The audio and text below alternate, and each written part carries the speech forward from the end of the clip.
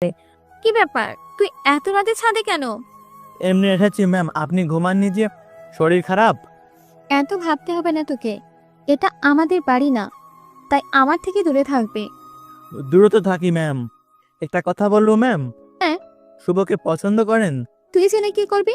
না মানে আমাদের তো বিয়ে হয়েছিল, তাই এতটুকু তো জানতে পারি।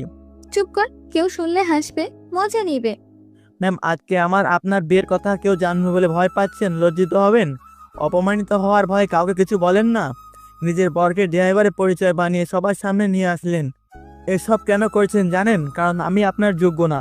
আমি কাজের ছেলে, আমার মা কাজের মহিলা আপনাদের বাড়িতে। আমি দেখতে খারাপ, আমি দেখতে কালো, আমার টাকা নেই বলে কারো সামনে পরিচয় দিতে পারেন না। লোকে হাসবে বলে, অপমানিত হবেন বলে নিজেকে আমার থেকে সব সময় দূরে রাখতে চান। আপনার বিয়ে হয়েছে সেটা অজানা রাখতে চান। হ্যাঁ, কারণ তোকে আমি কখনো মেনে নিতে পারবো না, আর তুই কখনো যোগ্য হয়ে উঠতে পারবি না। হা হা হা। ম্যাম শুভ নামের ছেলেটার টাকা আছে, চেহারা আছে, বান্ধবীকে গর্ব করে বলতে পারবেন সে আমার ভালোবাসা। সবাই তখন বলবে, হ্যাঁ দোস্ত তোর চয়েস আছে তো। সেই দেখতেন এতটুকু বাহবার জন্য নিজের বরকে চিনেনি না, সব সময় অপমান করে গেছেন। কি বলতে চাচ্ছিস? তোর কথাগুলো কিন্তু কন্ট্রাক্টের বাইরে যাচ্ছে। কিছু না ম্যাম। অরিত্রী সেখান থেকে চলে আসতে থাকে। আরহান তখন অরিত্রীকে বলে, ম্যাম আমি আপনাকে ভালোবাসি, ছোট থেকেই ভালোবাসি। যখন আপনি ক্লাস 3-তে পড়তেন তখন থেকেই আপনার পাশে আমি ছায়ার মতো ছিলাম।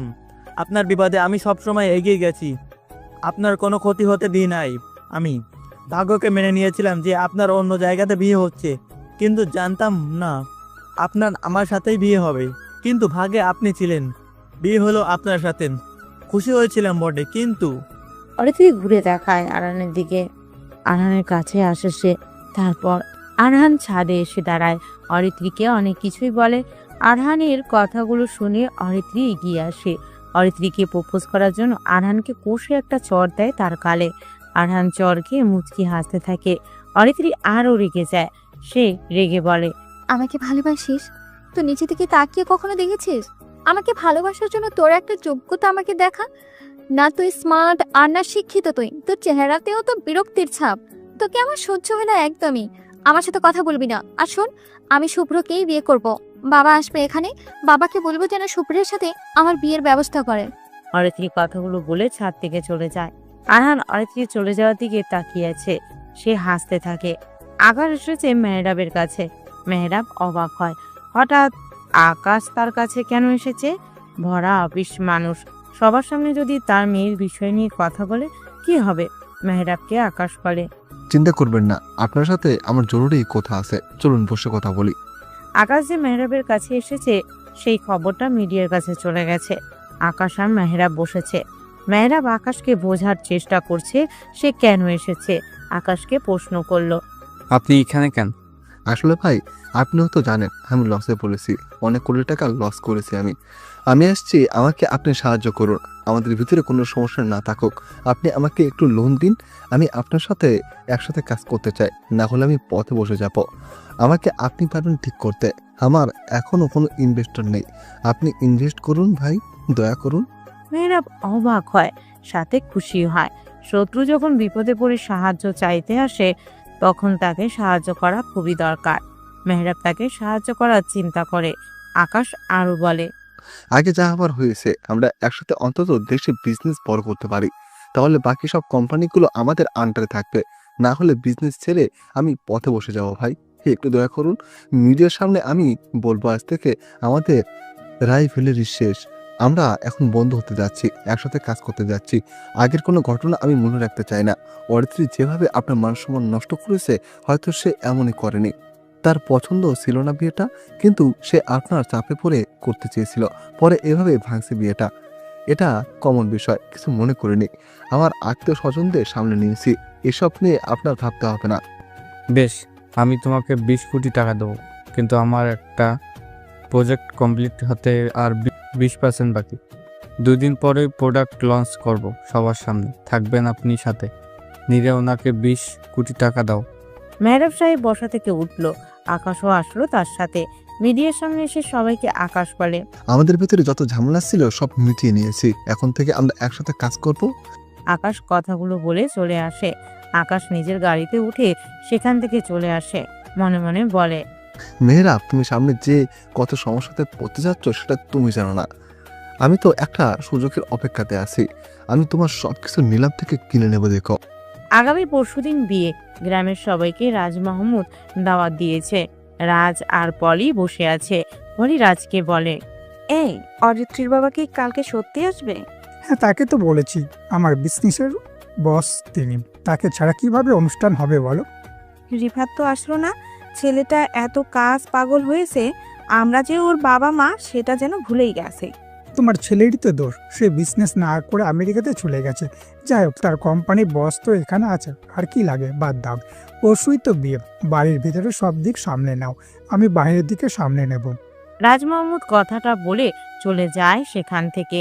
সাউন্ড বক্সে গান বাজতে শুরু করেছে। নানা রকম ডিজে গানে চারপাশ যেন ধপধপ করছে।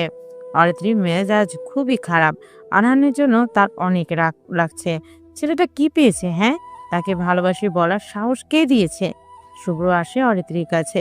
শুভ্রের সাথে অরিত্রী ঘুরতে চলে যায়। আনহান এসব দেখে মন খারাপ করলেও কিছু বলতেও পারে না। অরিত্রী আর শুভ্র রাস্তার পাশে দাঁড়িয়ে আছে। শুভ্র তার বিজনেস নিয়ে আলাপ করছে। হঠাৎ অরিত্রী শুভ্রের কাছে আসে। শুভ্রকে বলে, শুনছো? আমি কেমন তা হয়তো এই কয়েকদিনে জেনেছ। আমি আসলে এরকম, কারো কাছে ভালো আবার কারো কাছে খারাপ। একজনকে ভালোবেসেছিলাম, কিন্তু সে ফ্রড ছিল। দ্বিতীয়বার কাউকে চাইছি, তবে ভালোবাসি কিনা জানি না। তবে আমার তোমার মতো কাউকেই লাগবে। ও বাচ্চা, আমি তো তোমার পাশেই আছি। ওদিকে তিথি আর মিহানের ভিতরে আগের থেকে ভালো সম্পর্ক তৈরি হয়েছে। দুজনে একসাথে এখন অনেকটা সময় কাটাতে ব্যস্ত। সবাই সবাইকে পেয়েছে, শুধু আরহান অরিত্রীকে পেল না। এভাবে কেটে যায় আরও একটি দিন। আজকে মেহরাব সাহেব তার নতুন প্রোডাক্ট লঞ্চ করে। দেশের সবাই এটা দেখছে। ডিজাইন আর গুণগত মানে এটা সেরা হয়েছে। শুভ্রের ম্যানেজার প্রোডাক্ট দেখে গ্রেড দেয়। মেহরাব সাহেব তার সবকিছু অন্যদের দায়িত্বে দিয়ে রাজের মেয়ের বিয়ের জন্য গ্রামে আসে পরিবার সহ। দিন পেরিয়ে রাত হয়। রাত পোহালে বিয়ে। অরিত্রী তার রুমে এসে দাঁড়িয়েছে। শুভ্রকে সে নিজেই আজকে প্রপোজ করেছে। শুভ্র রাজিও হয়েছে। সবকিছু তার মা বাবাকে জানিয়েছে। তার মা বাবা বলে, দেখ, অরহানের সাথে তোর বিয়ে হয়েছে, তুই কিভাবে শুভ্রকে বিয়ে করবি? আরহানকে ডিভোর্স দিব, ওর সাথে আমি কথা বলে নিব। তোমরা এসব ভেবো না।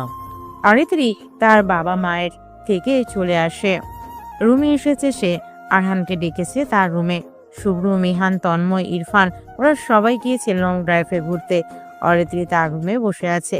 আরহান আসলো তার রুমে। অরিত্রীর সামনে এসে দাঁড়ালো। আরহানকে বলে, অরহান, আমি শুভ্রকে প্রপোজ করেছি, সে রাজি।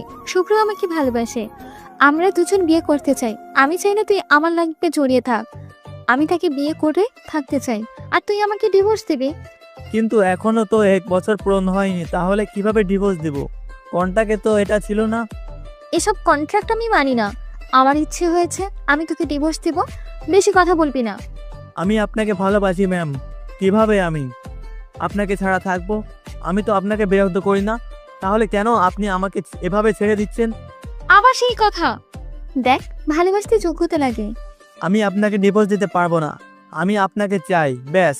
তোর চাওয়াতে এখন কিচ্ছু আসা যায় না। আসে যাই। আরহান কথাটা বলে অরিত্রীর দিকে এগিয়ে আসে। অরিত্রী ভয় পায়। আরহান এভাবে তার দিকে কেন এগিয়ে এসেছে? আরহানকে বলে, তুই এভাবে কাছে আসছিস কেন? আপনি তো বললেন কন্ট্রাক্ট মানেন না, তাহলে আমি কেন মানবো? আপনি আমার স্ত্রী, আপনাকে ছোঁয়ার, আপনার কাছে আসার আমার অধিকার আছে। দেখ, ভালো হবে না বলে দিচ্ছে। আমি তোকে হাজবেন্ড হিসেবে মানি না। সে আপনি মানেন আর না মানেন তাতে কিছু যায় আসে না। শরিয়ত অনুসারে আপনি আমার স্ত্রী, তাই আপনাকে আমি যা ইচ্ছা তাই করব। আরহান এগিয়ে এসে অরিত্রীর হাত ধরল। অরিত্রী আরহানের গালে চড় দিতে চায়, কিন্তু আরহান অরিত্রীর হাত থামিয়ে দেয়, ঘুরিয়ে জড়িয়ে ধরল। অরিত্রী রাগে বিরক্তিতে কেঁপে ওঠে। আরহানের থেকে নিজেকে ছাড়ানোর জন্য সে অনেক জোর করে, কিন্তু আরহান তাকে শক্ত করেই জড়িয়ে ধরেছে। আরহান বলে, চিৎকার করবেন করেন, আমিও বলবো আপনি আমার কি হন। আমি আপনাকে ভালোবাসি, আপনি আমার স্ত্রী। আপনার শরীরের ওপরে সম্পূর্ণ অধিকার আছে আমার, তাই যা করবেন ভেবে আপনাকে আমি প্রথমে স্পর্শ করব। কথাটা বলে আরহান অরিত্রীকে ঘুরিয়ে অরিত্রীর ঠোঁটে চুমু খায়। অরিত্রী চমকে ওঠে। আরহান এমনটা করবে অরিত্রী কখনোই ভাবতে পারেনি। অরিত্রী নিজেকে ছাড়ানোর চেষ্টা করে। আরহান অরিত্রীর ঠোঁটে আরো গভীর চুমু খায়। অরিত্রী কেঁদে ফেলেছে। আরহান তাকে ছেড়ে দেয়, তবে অরিত্রী গা থেকে ওড়না সরিয়ে ফেলে দেয়। তখনই অরিত্রী চিৎকার করে ওঠে। বাড়ির সবাই দৌড়ে অরিত্রীর রুমে প্রবেশ করে, আর সবাই দেখতে পায় অরিত্রীর সাথে আরহান কি করছে। অরিত্রী কাঁদতে কাঁদতে আমেনা বেগমের কাছে আসে। মেহরাব সাহেব কিছু বলতে পারে না, কিন্তু রাজ বলে, ওর কি হয়েছে? ওই কাজের ছেলেটা কি করেছে? আঙ্কেল, সে আমাকে জোর করে নিজের কাছে। আমি বলতে পারবো না, আমি মরে যাব, কারোর সামনে মুখ দেখাতে পারবো না। এসব কি বলছো? এত বড় সাহস! ও আমাদের মেয়ের সাথে এমন করে? আজকে ওকে মেরেই ফেলবো। রাজ কথাটা বলে বেল্ট খুললো, আরহানকে লাগাতার মারতে থাকে। মারতে মারতে রুম থেকে বের করে তাকে। প্রায় 30 মিনিট ধরে মারার পর রাজ থামে। আরহানের গা থেকে রক্ত বের হতে শুরু করছে। আরহান তবুও কোনো কথা বলেনি। আরহানের হাতে অরিত্রীর ওড়না রাখা আছে। সিনথিয়া বুঝতে পারে না আরহান এমন কাজটা কেন করলো। আরহান উঠে দাঁড়ায়, তারপর বলে, আমি তাকে ভালোবাসি, আমি তাকে চাই। তোর ভালোবাসা আমি বের করব, হারামির বাচ্চা। কাজের ছেলে হয়ে তুই তাকে ভালোবাসতে চাস? তোকে আজকে মেরে ফেলবো। স্যার, দয়া করে তাকে মারবেন না, আমি ওকে এখান থেকে বের করে দিচ্ছি। সিনথিয়া রাজের কাছে আসে, রাজের পা জড়িয়ে ধরে। রাজ কিছু বলতে পারে না। সিনথিয়া বসা থেকে উঠে দাঁড়ালো। পুরো বাড়ি তখন নীরবতায় ছেয়ে গেছে। অরিত্রী কাঁদছে তখনও। ওর বান্ধবীরা তাকে জড়িয়ে ধরেছে। সিনথিয়া এগিয়ে আসে আরহানের দিকে, তারপর একটা চড় দেয় আরহানের গালে। তুই কি পাগল হয়ে গেছিস? মাথাটা কি গেছে তোর? কি বলছিস? হ্যাঁ, জানিস না ওনারা আমাদের মালিক? তুই ভালোবেসতে গেছিস কেন? আমি ম্যামকে ছোট থেকে ভালোবাসি। গরিব বলে সে আমাকে অপমান করে সব সময়। কষ্ট হয় তবুও মেনে নিতে থাকি। তার জন্য কি না করেছি। ছোটবেলায় ওর জন্য কত মার খেয়েছি। বাড়ির ফুল বাগান থেকে ওকে একবার সাপে কামড় দিতে আসে। আমি তাকে সরিয়ে আনতে গিয়ে নিজে কামড় খেয়েছি। অথচ তাকে স্পর্শ করার অপরাধে আমাকে মার খেতে হয়েছিল। দারোয়ানের লাঠি দিয়ে তার বাবা আমাকে পিটিয়েছিল। আমি চুপচাপ সহ্য করি। ও যখন অসুস্থ হতো আমি নিজে গিয়ে ডাক্তার ডেকে আসতাম। কি করতে হবে সব কিছু ডাক্তারের কাছ থেকে শুনে নিতাম। ওর কি পছন্দ, ওর কোনটা ভালো লাগে না, সব কিছুই আমি জানি। সে কি পড়তে, সে কি করতে পছন্দ করে, সব আমার জানা। অসুস্থ হলে দৌড়ে আমি গিয়েছি। তার কোনো বিপদে আমি সবার আগে দৌড়ে গিয়েছি। আর আমাকে যোগ্যতার জন্য অপমান করেন? ভালোবাসতে নাকি যোগ্যতা লাগে? আর জ্বর আসলে লুকিয়ে তার রুমে সারা রাত বসে জল পটে দিয়েছি। সে জাগলে দৌড়ে চলে এসেছি। তার হাত কাটলে আমি ড্রেসিং করে দিয়েছি। অথচ তাকে স্পর্শ করার জন্য আমাকে মার খেতে হয়েছে। আরহানের কথা শুনে সবাই চুপ হয়ে গেছে। কি বলবে তারা? অরিত্রী তো আর আরহানের পছন্দ করে না। অরিত্রীর মতো মেয়ে আরহানকে কখনোই কাছে ডাকবে না। সে সবসময় নিজের জন্য অহংকার দেখিয়ে চলছে। সে কি ভালোবাসা বুঝবে? এমন গরিবের থেকে আরহানের গাল ফেটে রক্ত বের হচ্ছে। সিনথিয়া কেঁদে ফেলেছে, কারণ সে নিজেই আরহানকে ভালোবাসতো। আরহান যেমন অরিত্রীর পাশে গোপনে ছায়ার মতো থেকেছে, তেমনি আরহানের পাশেও সিনথিয়া একইভাবে থেকেছে। আরহান বলে, ভালোবাসার দাম দিতে টাকা, অর্থ, চেহারা লাগে, তাই না? সেদিন তো ওরা অরিত্রীকে মেরে ফেলেছিল। কে বাঁচিয়েছিল তাকে? আমি পানিতে ঝাঁপ দিয়ে তাকে তুলেছিলাম। অরিত্রীকে যারা বাজেভাবে স্পর্শ করে তাদেরকে আমি বাঁচতে দিই না। রাকিবের হাত কেটে তার বাবার কাছে পার্সেল করে পাঠিয়েছিলাম আমি। হ্যাঁ, আমি অরিত্রীর জন্য সব কিছু করতে পারি, কিন্তু আফসোস সে আমার প্রতি কখনো অ্যাট্রাকশন হলো না। I love her, she is my everything, but let me tell her I am think married is never everything, but she doesn't know who she is lost. আরহানের কথা শুনে অরিত্রী সহ সবাই হা হয়ে যায়। আরহান ইংরেজিতে কথা বলছে। আরহান অরিত্রীর ওড়নাটা পেঁচিয়ে বলের মতো বানালো, তারপর অরিত্রীর দিকে ছুঁড়ে মারে ওড়নাটা। অরিত্রীকে বলে, ভালো থাকবেন আপনি, আর আপনার নতুন সম্পর্ককে নিয়ে ভালো থাকবেন। তবে মনে রাখবেন, মানুষকে কখনো ছোট করে দেখবেন না। সময় মানুষকে সব কিছু বদলে দিতে পারে। আমি আশা করব আমাদের সাথে যেন আর কখনো দেখা না হয়। আর যেদিন একবার দেখা হয় তবে বুঝে নেবেন, সেই দিন আপনারা সবাই লজ্জিত হয়ে মাথা নিচু করে থাকবেন। আরহান নিজের ঘরে আসে, ব্যাগটা নিয়ে সেখান থেকে বের হয়ে আসে, আর পিছনে তাকায় না।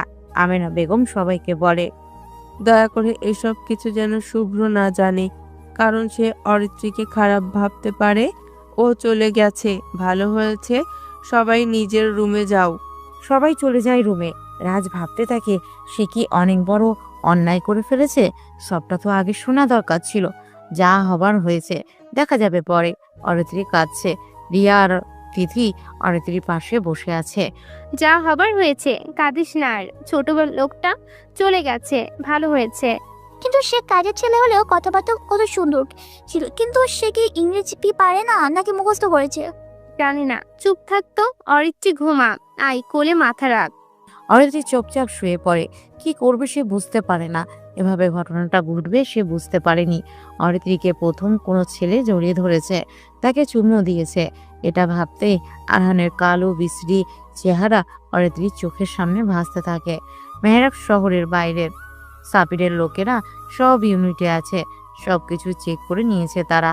একটা দল ডেমো নষ্ট করার জন্য প্রস্তুত, আর একটা দল গোডাউনের আগুন লাগাতে প্রস্তুত।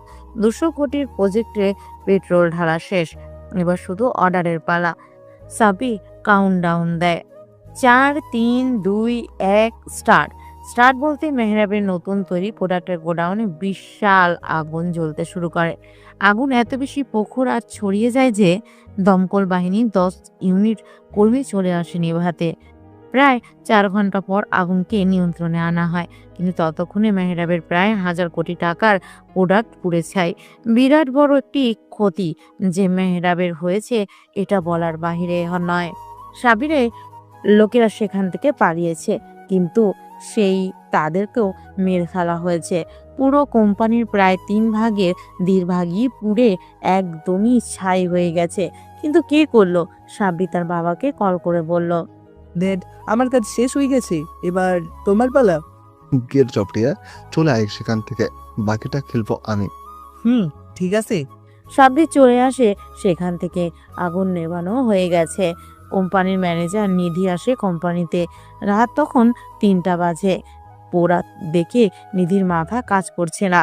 নতুন প্রজেক্ট তো গিয়েছে, সাথে ওদের অনেক হিসাবের খাতা, অন্যান্য ইনভেস্টরের ডিল পেপারস, টাকা সব কিছুই পুড়েছে। নিধি যেন পাগল প্রায়। নিধি বুঝতে পারছে না কিভাবে তার স্যারকে খবরটি দিবে।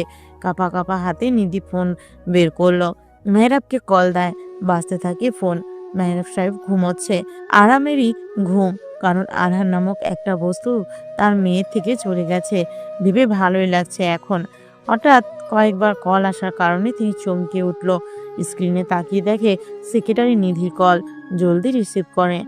এত রাতে কল, কি হয়েছে? স্যার, আপনি ঠিক আছেন? হ্যাঁ, তোমার কণ্ঠ এমন চিকন শোনা যাচ্ছে কেন? তোমার বাবা মা ঠিক আছে? স্যার, আমি আছি আপনার কাছে। নিধি, ভনিটা ভালো লাগছে না কিন্তু, বলো কি হয়েছে?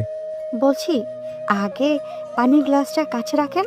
স্যার, আমাদের নতুন প্রজেক্টের সব প্রোডাক্ট, কম্পিউটার, ডেমো, গোডাউন, হিসাব রুম, ইনভেস্টের ডিলের পেপারস ও টাকা সব একসাথে পুড়ে গেছে আগুন লেগে। হোয়াট? কি বলছো তুমি? মেহরাবের হাত থেকে গ্লাস পড়ে যায়। আমিনা বেগম উঠল। মেহরাব বুকে হাত রেখে বলে, আমার 1000 কোটি টাকা শেষ, আমি পথে বসে গেলাম। আমার এখন কি হবে? আমি যে শেষ হয়ে গেলাম একদম। মেহরাব সাহেব সেখানে জ্ঞান হারায়। আমিনা বেগম চিৎকার করে ওঠে। রাজ আর পলি দৌড়ে আসে, সাথে অরিত্রী সহ তার বন্ধুরাও। সবাই মেহরাবকে নিয়ে হাসপাতালে যায়। সবাই মাঝরাতে ছোটাছুটি করতে থাকে। সকালে বিয়ে, কিন্তু মেহরাবকেও দেখভাল করা লাগবে, আবার বিয়েটাও শেষ করা লাগবে। রাত পোহালে বিয়ে, বিয়ের কাজ চলছে। সময় পার হয়।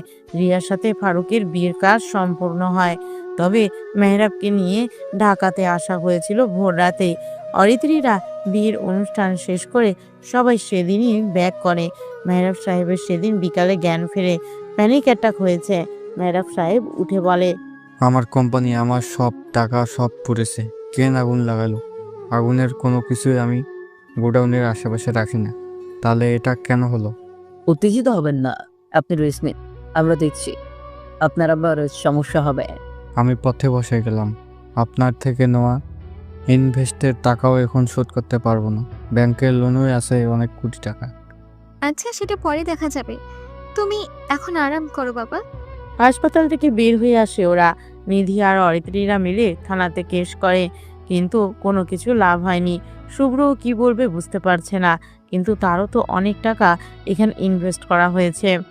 100 কোটি টাকা তার আছে, ব্যাংকের লোন আছে 2 থেকে 3 কোটি টাকা। ব্যাংকের লোন না থাকলে এসে ঝামেলা করে বলেই লোন নিয়ে রাখা হয়। আর অন্য ইনভেস্টরদের টাকা আছে অনেক কোটি। আবার নতুন প্রোডাক্ট তৈরি, টাকার ব্যয়, সব কিছু মিলিয়ে 1000 কোটি টাকার লোকসান গুনতে থাকে মেহরাবকে। পত্রিকার হেডলাইনে মেহরাব আর তার এম ফ্যাশন কোম্পানির ধ্বংসের কথা ছাপা হতে থাকে। হাসি খুশিতে থাকা বাড়িটাতে এখন বিরাট শোকের ছায়া পড়ে গেছে। হুট করে যেন বাড়িটা মরা বাড়িতে পরিণত হয়। কেটে যায় 1 মাস। 1 মাসে আরহানের কোনো খোঁজ মেলেনি। আবার কে আগুন দিয়েছে সেই তদন্ত করে কিছু পাওয়া যায়নি, তাই পুলিশ এটাকে অনাকাঙ্ক্ষিত ঘটনা বলে শনাক্ত করে। এম ফ্যাশন কোম্পানি একদম শেষ। বাড়িতে সবাই বসে আছে। হঠাৎ ব্যাংক থেকে নোটিশ আসলো।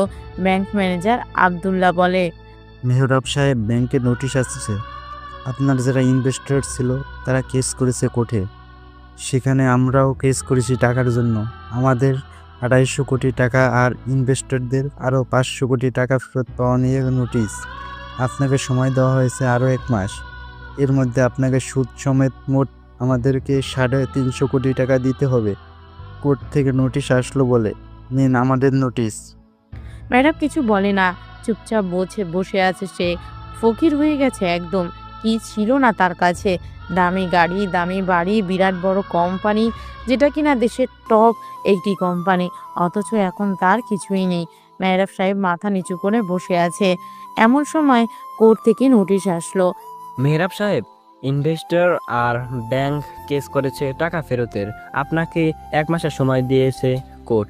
যদি এর ভিতরে 70% টাকা পরিশোধ না করেন তাহলে আপনার কোম্পানি, বাড়ি, গাড়ি, জমি সবকিছু কোর্ট থেকে নিলামে তোলা হবে। তারপর সবার টাকা পরিশোধ করা হবে।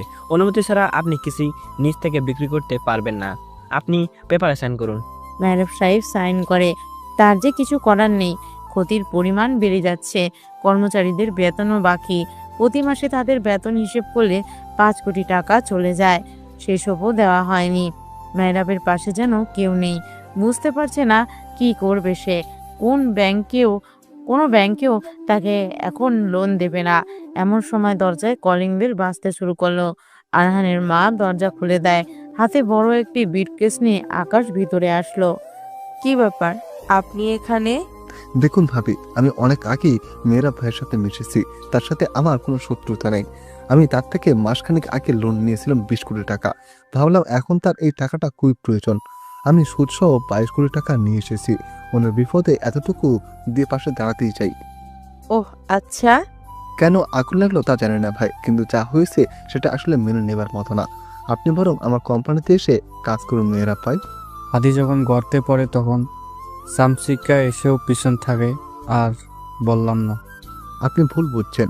যাই হোক, দরকার হলে আমার কাছে আসবেন, আমি সবসময় আছি। আজকে উঠি। আকাশ কথাটা বলে সেখান থেকে চলে যায়। মেহরাব সাহেব নিধির দিকে তাকায়।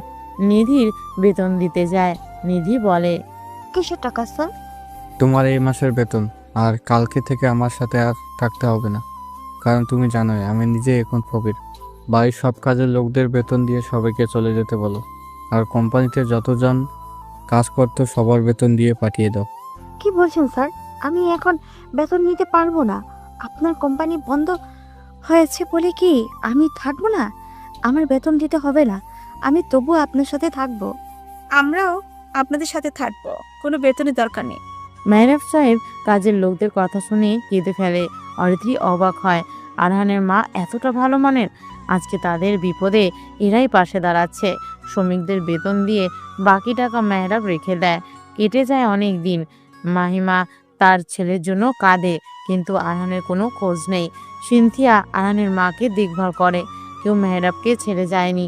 সবাই একসাথেই আছে, কিন্তু অরিত্রীর মন ভালো নেই। আরহানের শেষ বলা কথাগুলো ওর মাঝে মাঝে অনেক মনে পড়ে। অরহান ইংরেজিতে কথা বলছিল, তাহলে কি সে পড়াশোনা করতো? কিন্তু তাকে তো কখনো পড়তে দেখিনি আমি। অরিত্রী ভাবতে ভাবতে আরহানের রুমের দিকে আসে। ছোট্ট ঘর, 2টো বেড, একটাতে আরহানের মা, আরেকটাতে মাহিমা ঘুমায়। অরিত্রী দরজার কাছে এসে দাঁড়ায়। সিনথিয়া আর মাহিমা বসে আছে। খালাম্মা তুমি খালি চিন্তা করো, অহন দেখবা একদিন ফিরে এসে তোমাকে নিয়ে যাবে। কাঁদো কেন রোজ? আমরা তো আছি নাকি? সে কোথায় আছে কেমন আছে জানি না তোমা, চিন্তা নেই। সিনথিয়া কথাটা বলে নিজেই কেঁদে ফেলে, কারণ আরহানকে সে অনেক বেশি ভালোবাসতো। তার ভালোবাসাগুলো আরহান বোঝেনি। যখন অরিত্রির জন্য আরহান মার খেয়েছে, তখন আরহানের গায়ে মারের দাগের উপরে মলম লাগিয়েছিল সিনথিয়া। অরিত্রির জন্য মার খেতে খেতে কেটে গেছে গা। সিনথিয়া এসে সেখানে ব্যান্ডেজ করেছে। কথাগুলো ভাবতেই সিনথিয়া আরো আবেগী হয়ে পড়ে। তখনই শুনতে পায়, ভেতরে আসতে পারি? অরিত্রিকে দেখেই সবাই চমকে যায়, বসা থেকে উঠে দাঁড়ায়। অরিত্রিকে বলে, ছোট ম্যাম আসুন। আপনি এখানে কেন? কোথায় যে বসতে দিব? দরকার নেই, আর কয়েক সপ্তাহ পরে এমনিতেই আমাদের রাস্তাতে থাকতে হবে, তাই এসব নিয়ে এখন কোনো মাথা ব্যথা নেই। বসুন ম্যাম। কিছু মনে না করলে আমি কি একটু একা অরহানের ঘরে থাকতে পারি? আচ্ছা ম্যাম। মাহিমা আর সিনথিয়া চলে যায় রুম থেকে। অরিত্রি দরজা আটকে দেয়। অরিত্রি রুমে চারপাশে তাকায়, কিন্তু কোথাও কোনো খাতা বা কলমের চিহ্ন নেই। তাহলে কি আরহান ভুল ছিল? ভাবতে ভাবতে অরিত্রি বিছানায় বসলো। পা উঁচু করতেই বিছানার নিচে একটা বাক্সের সাথে পা লাগলো। অরিত্রি নিচে নামে। বিছানার চাদর সরিয়ে দেখে দুটো বড় বাক্স রাখা। অরিত্রি টেনে বের করে। বাক্সের দরজা খুলতেই দেখতে পায় বিজনেস ম্যাটেরিয়াল ইংরেজি বই নিয়ে পুরো বাক্স ভরা। অরিত্রি বইগুলো হাতে নেয়। সবগুলো ইংরেজিতে লেখা, আর বইগুলো বিজনেস রিলেটেড। অরিত্রির জীবনেও এই ধরনের বই পড়েনি। তার সাবজেক্ট তো অন্য। অরিত্রি অবাক হতে থাকে। সে দরজা খুলল। সিনথিয়া আর মাহিমাকে রুমে ডাকে। এসব কি? আপনি সব ধরেছেন? এগুলো ধরা বারণ। কার এগুলো? সব বই তো অরহানের। সে তো বই কিনে বাড়িতে এসে পড়তো। এত তো আমি জানি না মা, তবে রাত জেগে সে রোজ বই পড়তে দেখতাম। আমার ছেলে তো অনেক পড়াশোনা করেছে, আমি তাকে পড়িয়েছি মা। কি? কবে থেকে? ছোট থেকে আমি আর অহন তো একই ক্লাসের। সে ক্লাসের ফার্স্ট বয় ছিল। ভার্সিটিতেও ভর্তি হয়েছিল, অনার্স কমপ্লিট শেষও তার বিজনেস সাবজেক্ট নিয়ে পড়াশোনা করেছে। এমনকি সে পড়াশোনার প্রতিযোগিতাও অংশ নিত। কি? এসব কিছু আমাকে কেন বলনি তোমরা? আপনি কখনো জানতে চেয়েছেন নাকি? দাঁড়াও, ওর সব কাগজ দেখাচ্ছি। মাহিমা কথাটা বলে আরেকটা বাক্স খুলল। সেটাতে বই সহ আরহানি চাবিত সার্টিফিকেটও আছে। আর সেসব দেখে অরিত্রি মাথা চক্কর দিতে থাকে, কারণ দেশের সবচাইতে বড় আর নামকরা স্কুল, কলেজ আর ভার্সিটি আছে। সেখানে দেশের সবাই পড়তে স্বপ্ন দেখে, কিন্তু সেই সব জায়গাতে টাকা নয়, মেধার শতভাগ মূল্য দেওয়া হয়। সেখানেই পড়েছে আরহান। অরিত্রির স্বপ্ন ছিল সেসব জায়গাতে পড়ার, কিন্তু রেজাল্ট ভালো হলেও বিশেষ ভালো না বিধায় তাই চান্স পায়নি। অথচ আরহান সেখানে পড়ে গোল্ডেন পেয়ে পাশও করে আসছে। অরিত্রি এখন অনুধাবন করে সে আরহানকে চিনতে পারেনি। আরহানের সব কিছু আবার দেখলো। কি মেধা তার, কাজের লোক, অথচ পড়াশোনায় তার কোনো কমতি ছিল না। এমন সময় মেহরাব সাহেব সবাইকে ডাক দেয়। অরিত্রি সেসব রেখে উপস্থিত হয় সেখানে। বেশি টাকা নেই আমার কাছে, যা আছে তাতে ছোটোখাটো একটা অনুষ্ঠান হয়ে যাবে। তাই সিদ্ধান্ত নিয়েছি শুভ্রের সাথে অরিত্রির বিয়েটা এই সপ্তাহে সেরে ফেলবো। কিন্তু আঙ্কেল, আমি চেয়েছি অনুষ্ঠানের পরেই না হয় এটা দেখা যাবে। টাকা নিয়ে ভাবতে হবে না, অনুষ্ঠানের সেদিন দেখা যাক কি হয়। আমি তোমার উপরে লজ্জিত বাবা। তোমার কতগুলো টাকা নষ্ট হলো, তবুও তুমি টাকার দাবিতে কেস করলে না। চাইলে না কোনো টাকা, বরং পাশে দাঁড়িয়েছো। চিন্তা নেই, দেখা যাক সামনে কি হয়। আমি এখন বিয়ে করতে প্রস্তুত নয়, সামনে দেখা যাবে। অরিত্রি কথাটা বলে চলে যায় সেখান থেকে। রুমে আসে, তিথি কল দেয়। তিথি আর রিয়া ছাড়া কেউ অরিত্রির খোঁজ রাখেনি।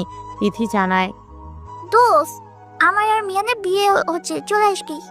অরিত্রি কিছু বলে না, তার বিয়েতে যাওয়ার কোনো ইচ্ছে নেই। ওরা দুজন ছাড়া কেউ অরিত্রি বেঁচে আছে কিনা খোঁজ রাখেনি। অনেক কষ্ট হয় অরিত্রির। কত কিছুই তাদের ছিল, কিন্তু এখন কিছুই নেই। নিলামের নোটিশের পর তারা নিজেদের গাড়িও ব্যবহার করতে পারছে না। বাবা, আমরা এবার কি করব? সাবিরের কথা শুনে আকাশ হাসতে থাকে। আকাশের প্ল্যানে সবকিছু হয়েছে। সে আগুন দিয়েছে, এটা কেউ বের করতে পারবে না। আকাশ বলে, নিলামের অপেক্ষা করো, নিলাম শুরু হবে খুব সম্ভবত 100 কোটি টাকা থেকে। তারপর আমার ক্লাস শুরু। ঠিক আছে বাবা। ওরা কথা বলছিল, ঠিক তখনই দরজায় কড়া নাড়ার শব্দ শোনা যায়।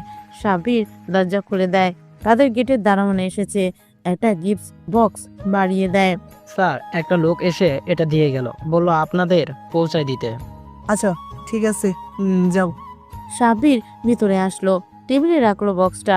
সাব্বির নিজেই খোলে, তাকে দেখে একটা চিরকুট আছে। সাব্বির সেটা হাতে নেয়, পড়তে শুরু করে।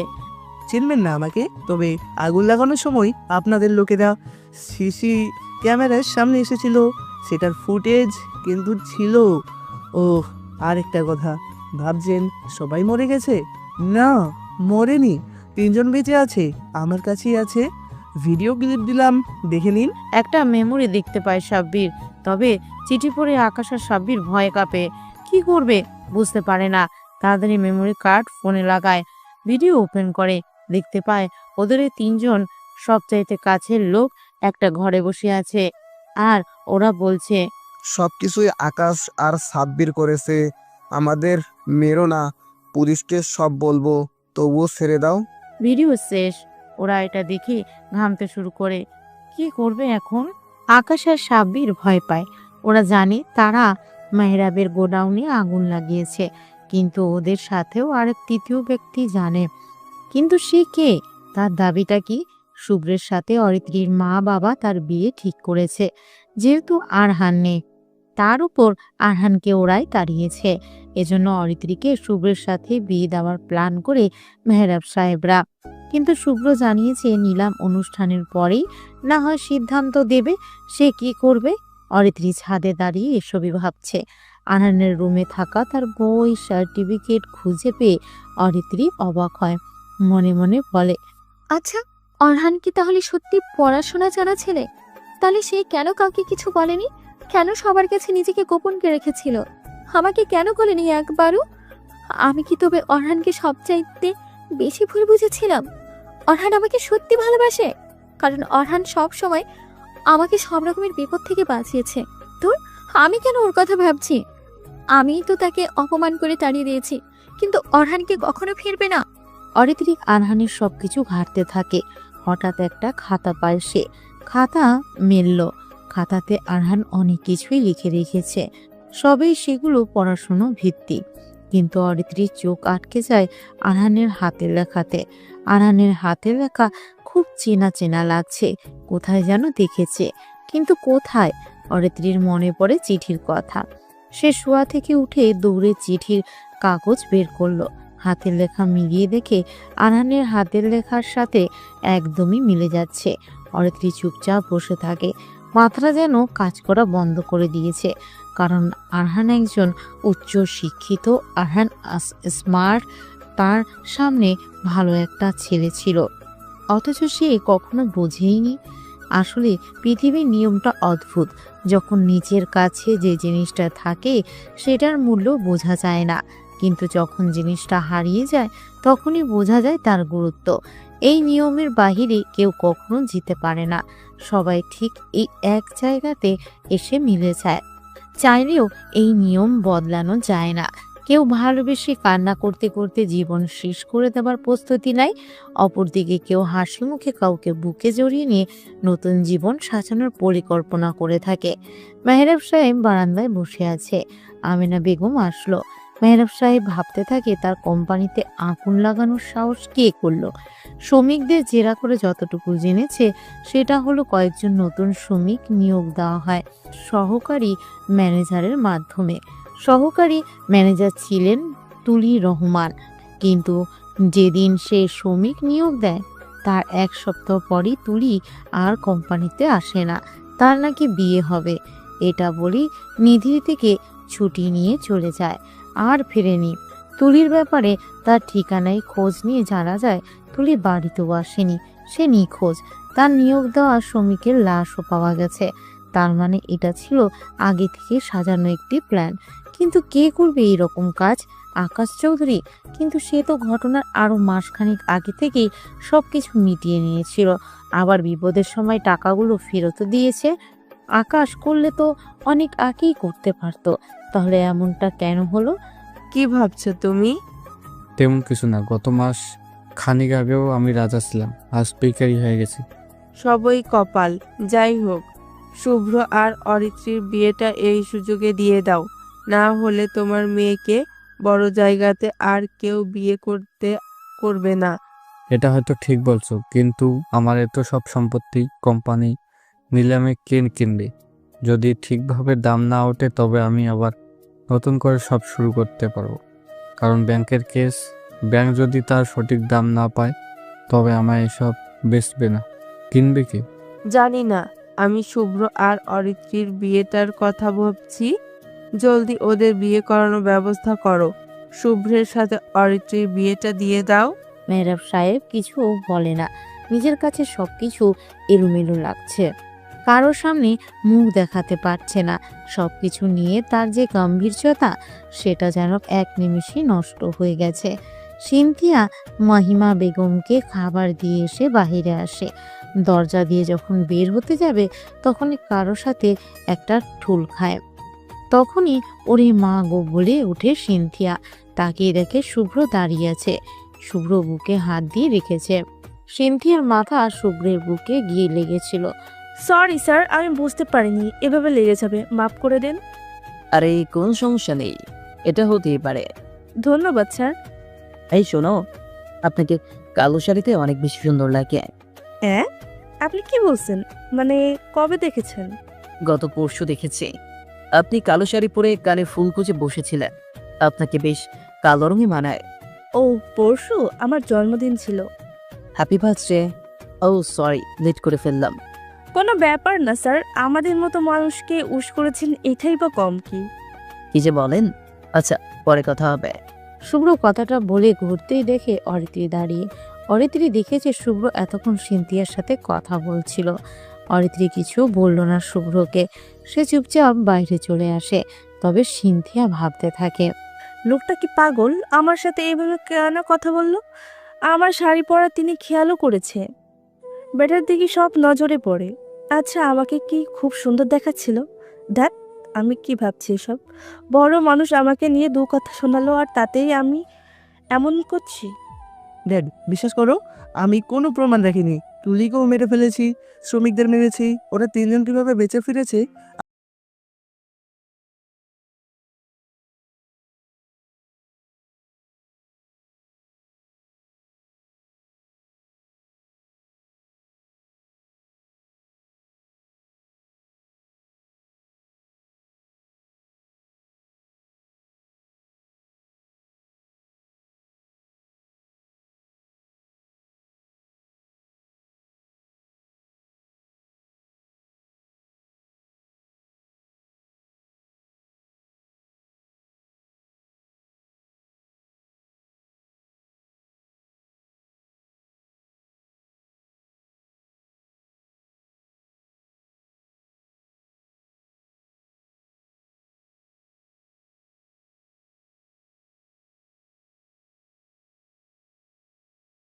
সবকিছু একদম তার মতো করেই হয়েছে। মাঝখান থেকে এই ফুটেজ আর সাক্ষী যে কোথা থেকে চলে আসলো কে জানে, কিন্তু সে চায় কি? সে ব্ল্যাকমেলিংও করলো না, আবার কোনো পণও দাবি করলো না। তাহলে তার উদ্দেশ্য কি? কারি কারি টাকা খরচ করে কিলার শ্রমিক ভাড়া করে মেহরাবের পতন করেছে। উকিল ধরে মেহরাবের সবকিছু নিলামে তুলিয়েছে। তাহলে তীরে এসে তরি ডুবতে দিবে না?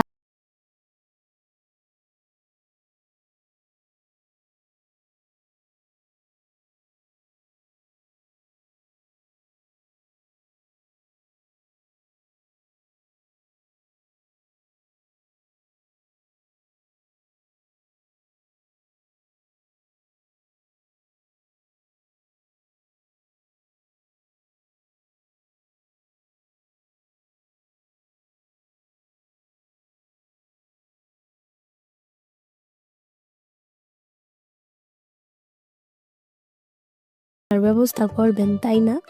না আপা, আসলে আরে তিথির মা, এইসব বলতে হয় না। তাদের তো এখন কিছুই নেই। আগে তো মাটিতে পা পড়তো না, তবে যা আছে মনে হয় 1000 ভরি হয়ে যাবে। আপনারা মা, চলো, দেরি হয়ে যাচ্ছে। বাবা বাড়িতে একা। এই কেন এত দ্রুত চলে যাবা? বসো। আর মেহের, আর মেহরাব ভাইয়ার জন্য খাবার বেড়ে দিচ্ছি, প্যাক করে নিয়ে যান। না জানি আবার এমন খাবার কবে খেতে পারেন, কে জানে। দেখুন আন্টি, আপনি কিন্তু অপমান করছেন। এখনো বুঝেননি? গিফট আনছেন তো, সস্তা একটা জিনিস, আবার বড় কথা। মা তুমি কি উঠবে? অরিত্রী ঝাড়ি শুনে আমেনা বেগম আর বসলো না, সে দ্রুত উঠে চলে আসে। সবাই বিয়ে বাড়ির বাইরে এসে দাঁড়িয়েছে। রাজ পলি অরিত্রীদের বাড়িতে যাবে। অরিত্রী বলে, আজকের পর থেকে কেউ কোনো অনুষ্ঠানে যাবে না, আর আমার বিয়েতে কোনো অনুষ্ঠান করব না, আর বিয়ে আমি করবও না। কি বলিস? ইচ্ছে ছিল ধুমধাম করে বিয়ে দিব তোকে, তোরও তো ইচ্ছে ছিল। চুপ থাকো তুমি। অরিত্রী গাড়িতে উঠলো, গাড়িটা শুভ্রে। সবাই উঠলো, সবাই বাড়ির দিকে যেতে থাকে। কালকে নিলাম অনুষ্ঠান শুরু হবে। মেহরাব সাহেব চাচ্ছে যেন নিলামে কেউ যেন দাম না উঠায়, তাহলে ব্যাংক ছাড়বে না তার সম্পত্তি, কোম্পানি, বাড়ি গাড়ি। আর আকাশ চাচ্ছে কালকে সবকিছু তার নতুন হবে। আকাশ বসে আছে, হঠাৎ তার অফিসের দারোয়ান এসে একটা বক্স দিয়ে যায়। প্রথম দিনের বক্স। কে দিল? তাড়াতাড়ি আকাশ বক্সটা খুললো। আকাশ বক্স খুলতে একটা কাগজ দেখতে পায়, আর দেখতে পায় সাবিরের আংটি। আকাশের বুকটা কেমন ছেদ করে উঠল। আকাশ কাগজ খুলে দেখে সেখানে লেখা, প্রত্যেকের জীবনে একটা গল্প আছে। অতীতে ফিরে গিয়ে গল্পের শুরুটা কখনো পরিবর্তন করা সম্ভব নয় আকাশ সাহেব, কিন্তু সামনে কি হবে সেটা এখনই পরিবর্তন করা যায়। আমি কিন্তু জানি আগুন কে দিয়েছিল, প্রমাণ আছে। ও আপনার ছেলে আমার কাছে, সে সব স্বীকারও করেছে। কালকে নিলাম, ভয় নেই, নিলামের আগে কিছু চাইব না। Best of luck mister Akash Chowdhury. আকাশের মেজাজ খারাপ হয়ে যায়, নিজের ছেলেকে গালি দিতে দিতে বলে, ব্লাডি বাস্টার্ড, সব স্বীকার করে নিয়েছে। এর জন্য কোনো কিছু করার ক্ষেত্রে কোনো সাক্ষী রাখতে নেই, সাক্ষীকে গোড়া থেকে শেষ করে দিতে হয়। আকাশ চৌধুরী নিজেকে স্বাভাবিক করে। কালকেই সবকিছু প্রমাণ হবে। বহু প্রতীক্ষিত নিলামের দিন আজ। গতদিন কোর্ট থেকে নোটিশ পাঠানো হয়েছে। বাড়ি গাড়ি, অফিসের সম্পত্তি যা যা ছিল সবকিছু এখন ব্যাংক আর ইনভেস্টরদের দখলে। কেবল কোর্টের সহায়তা নিলামে জিনিস উঠে টাকা নিয়ে সবার টাকা শোধ করা হবে। আর মেহরাব সাহেবকে তখন ছাড়তে হবে বাড়ি গাড়ি সম্পত্তি। তিনিও দীর্ঘশ্বাস ফেলে বাড়ি থেকে বের হয়। এই নিলামে যে কেউ অংশ নিতে পারবে, সবাই উপস্থিত। মেহরাবের পরিবারের সবাই প্রথম সারিতে এসে বসেছে। আকাশও তার অফিসের লোকদের নিয়ে এসেছে। আরও অনেক ছোট বড় সব বিজনেসম্যানেরা এখানে এসে হাজির হয়েছে। বেলা 10টায় নিলাম শুরু হয়। প্রথম নিলাম ব্যাংক কর্তৃক 100 কোটি থেকে শুরু হয়। বিজনেসম্যানের ভিতরে টপ 10-এ থাকা বিজনেসম্যানেরাই আছে। প্রথমে মেহরাব থাকতো, দ্বিতীয় থাকতো আকাশ, তৃতীয় থাকতো ফারাদ সাহেব। মেহরাব জানে আকাশ আর ফারাদ ছাড়া হয়তো কেউ সেভাবে বিট করবে না। পরিণতি কি হতে যাচ্ছে তা বুঝতে পেরে মেহরাব সাহেব একদম চুপ হয়ে যায়। নিলামের ডাক শুরু হয়। নিলাম শুরু হচ্ছে। ব্যাংক থেকে নিলামের অর্থ নির্ধারণ করা হয়েছে 100 কোটি। নিলাম শুরু হলো। 200 কোটি। ফরহাদ সাহেব 200 কোটি বলেছেন। মোট অর্থ প্রায় 1000 কোটি। 200 কোটি 1, 300 কোটি। 300 কোটি 1, 500 কোটি। এখনো অবধি 500 কোটি টাকা উঠে গেছে মাত্র 30 মিনিটের ভিতরে। মেহরাব সাহেব অবাক হয়। আকাশ, হঠাৎ এত কোটি টাকা কোথায় পেয়েছো? সে নিজেই তো প্রোডাক্ট লসের জন্য আমার থেকে লোন নিয়েছিল। তাহলে কি আকাশের সবটাই মিথ্যা ছিল? 20 কোটিটার কাছে তো কিছুই না। আমার সাথে বন্ধুত্বটা কি তার প্ল্যান ছিল?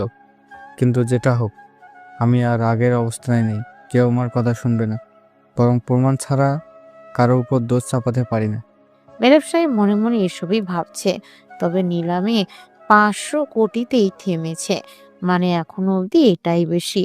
ব্যাংকের টাকা উঠে গেছে, বাকিদের টাকা এখনো বাকি।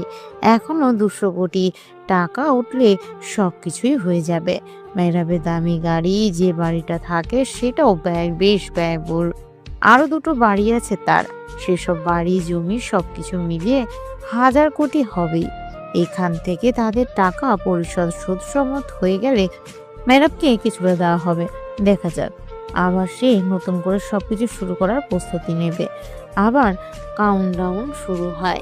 500 কোটি 1, 500 কোটি 2, 5। 600 কোটি টাকা। বাহ, নিলাম তো জমে উঠেছে। মেহরাবের স্থাবর অস্থাবর যা আছে সেটার নিলাম শুরু হয়েছে। ফরহাদ সাহেব 600 কোটি বলেছে। 600 কোটি 1 কেউ আছে তাকে বিট করার মতো? এখানে 30 জন মানুষ উপস্থিত আছে, অথচ ফরহাদ সাহেবকে কেউ বিট করতে পারছে না। তবে কি আমরা তাকে বিজয়ী হিসাবে ঘোষণা করব? 600 কোটি কি শেষ? তবে 700 কোটি। এই তো নিলাম আবারও জমছে। আমি জানি সবকিছু আকাশ সাহেব পেতে চলেছে, কারণ তাকে বিট করার মতো আর কেউ এখানে নেই। আসলেই কি নেই? বাকিরা কোনো কথা বলছে না, সবাই একে অপরকে দেখছে। মেহরাব সাহেব, আপনিও বিট করে নিজেরটা কিনে নেন, নয়তো টাকা পরিশোধ করুন। মজা করছিলাম। তাহলে কি নিলাম শেষ করব? 750 কোটি। কি ফরহাদ সাহেব, আপনি মাঝখান থেকে কেন বাগড়া দিচ্ছেন? আকাশের তো সব হয়েই গিয়েছিল, তবে মনে হচ্ছে এবার আকাশ সাহেব নয়, সবকিছু পেতে চলেছে ফরহাদ সাহেব। 800 কোটি।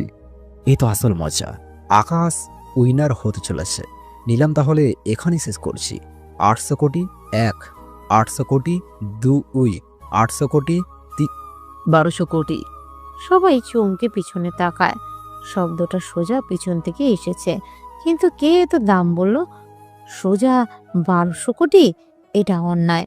মেহরাব জানে তার সবকিছু 1000 কোটি বা তার থেকে একটু বেশি হবে, কিন্তু এত বড় দাম হাঁকলো সবাই ঘুরতে দেখতে পায়। মেহরাব সাহেবের সমস্ত সম্পত্তি, বাড়ি গাড়ি যা আছে সবকিছুই নিলামে উঠানো হয়েছে। মেহরাব সাহেব বুঝতেই পারেনি তার সবকিছু ক্ষতি হবার পরই এত দ্রুত ও ব্যাংক থেকে, কোর্ট থেকে নোটিশ আসবে সবার টাকা পরিশোধের, নয়তো সবকিছু নিলামের।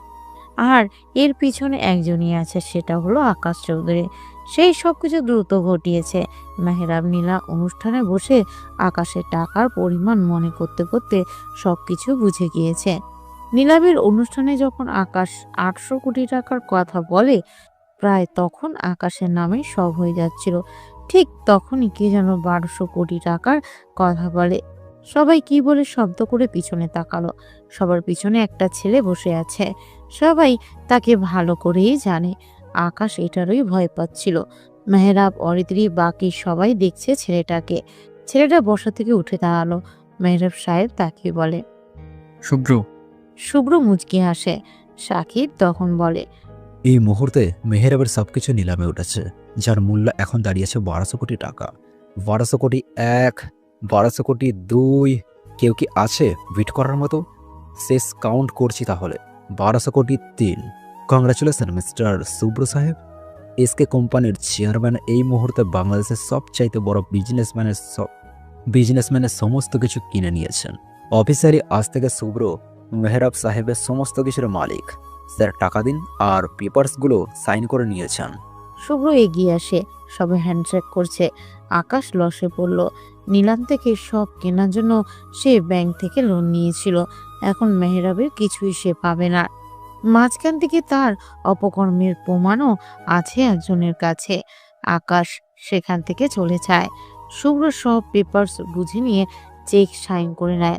মেহরাব এগিয়ে আসে শুভ্রের কাছে। অভিনন্দন নিলামে জেতার জন্য। বলো কবে বাড়ি ছেড়ে দিতে হবে? এক্ষুনি, এই মুহূর্তে। কি এক্ষুনি? নিয়ম অনুসারে এটাই করতে হবে। যদি শুভ্র সাহেব থাকতে দেয় তবে সেটা অন্য বিষয়। আপাতত বাড়ি ফাঁকা চাই আমার। ও, তুমিও এটা বললে? ঠিক সময় তুমিও সরে গেলে পাশ থেকে। আমার দরকার বিজনেস।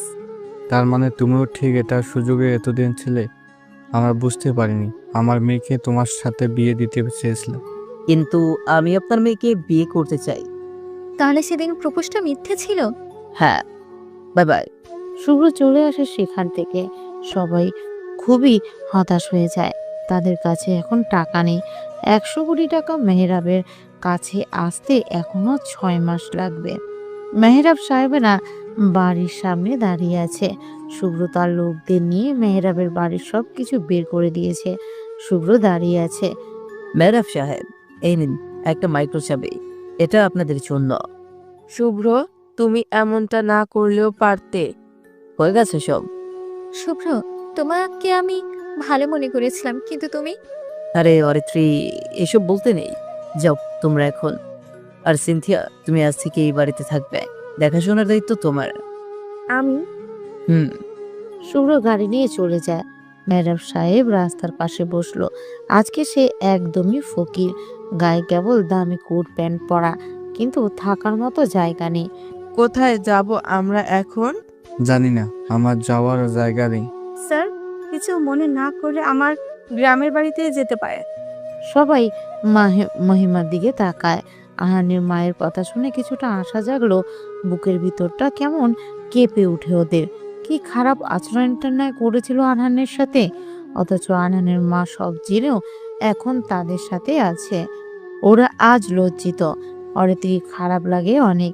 আনহানের মা শেষমেশ ওদের জন্য সব করছে। আকাশ সাহেব বসে একটি বাগান বাড়িতে, তার কাছে একটি কাগজ ঠিকানা পাঠানো হয় আর এখানে আসার কথা বলা হয়। আকাশ সেখানে আসে। একটা বাগানের ভিতরে বাড়ি। কয়েকটা ছেলে আসলো তার সামনে। ওদের ভিতরে একটা ছেলে সাব্বিরকে টানতে টানতে নিয়ে আসছে। ছেলেটার মুখে মাস্ক। আকাশের সামনে এসে বসে। তাহলে তুমি আমাকে হুমকি চিঠি দিয়েছিলে? Yes mister Akash Chowdhury. তোমার নাম কি? কে তুমি? আপনি আমাকে চিনবেন না, তবে নামটা হলো কাউনাফ আহমেদ। কখনো দেখেননি আমাকে। আমার কাছে কি চাও? কিছুই না, তবে একটা ছোট বুদ্ধি দিতে পারি। কি চাও বলো। চাই আপনার যা কিছু আছে তা আমার কাছে বিক্রি করে দিন। আপনার সব কিছু কিনে নিতে চাই, তারপর আপনি দেশ ছেড়ে চলে যাবেন। আচ্ছা বেশ, তবে একটা শর্ত, আমার কোনো কিছু কাউকে প্রকাশ করে যাবে না। রাজি? আকাশ হ্যান্ডশেক করে কাউনাফের থেকে চলে আসে। পেপারসে সাইনও করে দিয়েছে। আকাশ এখন তার ছেলেকে নিয়ে দেশ ছেড়ে পালাবে। শুভ্রের দা মাইক্রোতে করে মাহিমার বলা ঠিকানায় গ্রামের বাড়িতে চলে আসলো। দুটো রুমের টিন সেটের বাড়ি। বাড়িটা পরিষ্কার পরিচ্ছন্ন করা। মাহিমা সবাইকে নামতে বলে। গ্রামে এভাবে প্রথমবার এসেছে। মাহিমা বেগম সবাইকে সবার রুম দেখিয়ে দেয়। মাহিমা খাবারের ব্যবস্থা করতে চলে যায়। আজকে আমাদের এইভাবে থাকতে হবে, কখনো কল্পনাও করিনি। কি ভাগ্য চলে আসলো। ভাগ্যকে মেনে নাও মা। হয়তো আমাদের ওই পাপের ফল। আহানের সাথে এমন না করলে হয়তো এসব কিছু আমাদের দেখতে হতো না। হতে পারে তার বদ দোয়ায় লেগেছে। জানি না, বাতো তোমরা।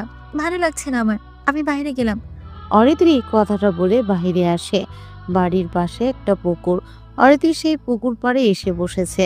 চারপাশ থেকে গোবরের গন্ধ কি বিচ্ছিরি, তবে পুকুরটা সুন্দর। অরিত্রী পুকুর দেখতে পায় একটা কচুরিপানা ফুল। অরিত্রীর খুবই ইচ্ছে করে ফুলটা নিতে। সে হাত বাড়ায়, এমন সময় পা পিছলে পড়ে যায় পুকুরের পানিতে। অরিত্রী সাঁতার জানে না, সেটা সবাই জানে। সে হাবুডুবু খেতে থাকে, চিৎকারও করতে পারে না। পুকুরটা বেশ গভীরও আছে, কিন্তু কে বাঁচাবে তাকে? আরহানের কথা মনে পড়ে। শেষবার সে রাকিবের কারণে নদীতে পড়েছিল। আরহান ছুটে এসে তাকে বাঁচায়, অথচ সে কত খারাপ কথাই না বলেছিল। এইবার আর রক্ষা নেই। ঠিক তখনই অরিত্রী অনুভব করে কে যেন ওর হাত ধরেছে, উপরের দিকে টানছে তাকে। কয়েক মিনিটে অরিত্রী পাড়ে চলে আসে। সে পানি খেয়েছে কিছুটা, নিজেকে সামলে নেয় কিছু সময়। অরিত্রী তাকায়, ওর হাতে গামছা বাঁধা। গামছা বেঁধে টেনে নিয়ে উপরে তোলা হয়েছে। অরিত্রী কাঁচতে কাঁচতে ঘুরে তাকায় পিছনে। একটা ছেলে হেঁটে চলে যাচ্ছে। কি সেই ছেলে? অরিত্রী চিৎকার করে ডাকে। ওই ছেলে, কে তুমি? ছেলেটা দাঁড়ায়। অরিত্রী উঠে দাঁড়িয়ে দৌড়ের সামনে আসে। অরিত্রী তাকিয়ে দেখে আরহান দাঁড়িয়ে আছে। আরহানকে দেখে অরিত্রী অবাক হয়। অরিত্রীর যেন চোখের পলক পড়ে না। অরিত্রী কিছু বলতে যাবে, তার আগে আরহান বলল, ম্যাম, আমি আপনাকে এবার টাচ করিনি, দেখুন আপনার হাতে গামছা বাঁধা। আমি সেটা ধরেই টেনে এনেছি। অরহান, তুমি এখানে? এটা আমার বাড়ি ম্যাম, আমি এখানে থাকি, কিন্তু আপনি এখানে কেন? আমাদের কিছুই নেই আর, সব হারিয়ে এখানে এসেছে। ও আচ্ছা। আরহান আর কোনো কথা না বলে সেখান থেকে চলে যায়। অরিত্রী পিছু পিছু দৌড়ে আসতে থাকে। শুভ্র মেহরাবের কোম্পানিকে রিভিল্ড করতে থাকে। সিনথিয়াকে সে নিজের কাছে রেখেছে। সিনথিয়া শুভ্রের সাথেই আছে। সে শুভ্রের জন্য রান্না করে। শুভ্র সবকিছু নিজের মতো করে সাজিয়েছে, কিন্তু এখনো অনেক কিছু তার বাকি। তোমার রান্না অনেক ভালো।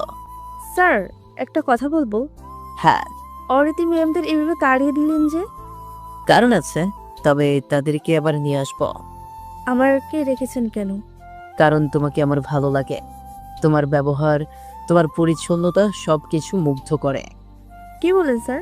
হুম, কিন্তু আমি যে ওয়াহানকে ভালোবাসি। জানি তো, কিন্তু অরহান তো আর আসবে না। কেন আসবে না? জানি না। খাবার খেতে থেকে শুভ্র, সিনথিয়া আর প্রশ্ন করলো না কিছু। আরহান সবার সামনে এসেছে। সেই পুরোনো কাপড়, সেই খ্যাত দেখতে শ্যামবর্ণের ছেলেটা এখনো পরিবর্তন হয়নি, অথচ মেহরাবের যেন সব কিছু হারিয়েছে। মেহরাব আরহানকে দেখে জড়িয়ে ধরতে চায়। আরহান সরে এসে বলে, স্যার এসব কি গরিব আমি, দূরে থাকুন। আহান, আমাদের ভুল হয়েছে। কোনো ভুল নয় স্যার, আপনাদের যে অবস্থান ছিল সে অনুসারে যেমনটা করেছেন ওটা সঠিক। লজ্জা দিও না। আরহান কিছু বলে না, সেখান থেকে চলে আসে। সময় পেরিয়ে রাত হয়। আরহান তার রুমে প্রবেশ করে। বিছানায় গিয়ে দেখতে পায় অরিত্রী বসে আছে। অরিত্রীকে দেখে আরহান বলল, আপনি এখানে? আপনাদের রুম তো আলাদা।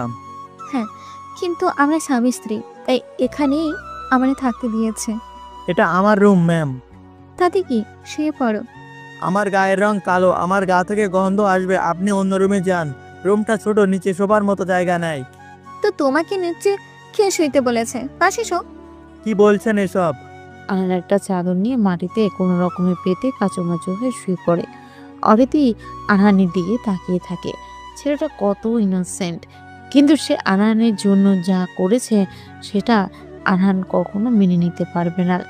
সে বালিশে মাথা রাখলো, নীরবে কেঁদে চলেছে অরিত্রী। শক্ত বিছানা আর বালিশে প্রথমবার শুয়েছে, কখনো কল্পনাও করেনি এমন একটা জায়গাতে তার থাকতে হবে। বাহিরে বিদ্যুৎ চমকাচ্ছে, বৃষ্টি হবে হয়তো। জোরে জোরে মেঘ ডেকে উঠল। আরহান হঠাৎ অনুভব করে তার গায়ের উপরে ভারী কিছু শুয়ে আছে। আরহান তাড়াতাড়ি উঠতে চায়, ঠিক তখনই শুনতে পায়, নড়ো না, অনেক মেঘ ডাকছে। আমার খুব ভয় করছে, মনে হচ্ছে এক্ষুনি তোমাদের ঘর উড়ে যাবে। আমি একা কিভাবে থাকবো? ভয় করছে। আরে উঠুন বলছি। না না, আমি উঠবো না, প্লিজ। উঠুন না। অরিত্রী আরহানকে চেপে ধরে। আরহান নড়তে পারে না, কারণ স্পেস নাই কোনো দিকে। আরহান আর কি করবে, চুপচাপ শুয়ে থাকে। কখন যে ঘুমিয়ে যায় টের পায়নি। সকালে যখন ঘুম ভাঙে তখনই দেখতে পায় অরিত্রী তার উপর শুয়ে আছে। অরিত্রীকে ডাকে আরহান, ম্যাম, এই যে ম্যাম, উঠুন। ও ম্যাম উঠুন, উঠুন, ঘুম পায়। বিছানায় যান। বিছানাতেই আছে। চোখ খোলেন। অরিত্রী চোখ খুলে তাকিয়ে দেখে আরহানের বুকে শুয়ে আছে। আরহান অরিত্রীকে সরিয়ে দেয়, তারপর উঠে দাঁড়ালো। আরহান বলে, ম্যাম প্লিজ আমার কাছে আসবেন না। আমার কি দোষ? যা বলছি মেনে চলবেন। আরহান বের হয়ে যায়। এভাবে কেটে যায় 1 মাস। গ্রামে অরিত্রী এখন নিজেকে মানিয়ে নিয়েছে। আরহান কখনো দিনের বেলাতে বাসায় থাকে না, কই যায় কেউ জানে না। প্রায় মাঝরাতে দিকে বাড়িতে আসে সে, নিজের মতো করে শুয়ে পড়ে।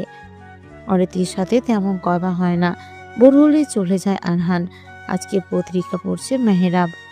গ্রামে কিশোরদের সাথে তার এখন বেশ ভাব। গ্রামের ছোট্ট চায়ের দোকানে বসে। গ্রামের সবাই মেহরাবকে আরহানের শ্বশুর হিসেবে জানে। তারা বড়লোক ছিল সেটা জানে, কিন্তু এখন কিছুই নেই। চায়ের দোকানে আরহানের নামে বাকিতে সবকিছু খায় তিনি। পত্রিকা হাতে নিয়ে একটি লেখা দেখতে পায় তিনি।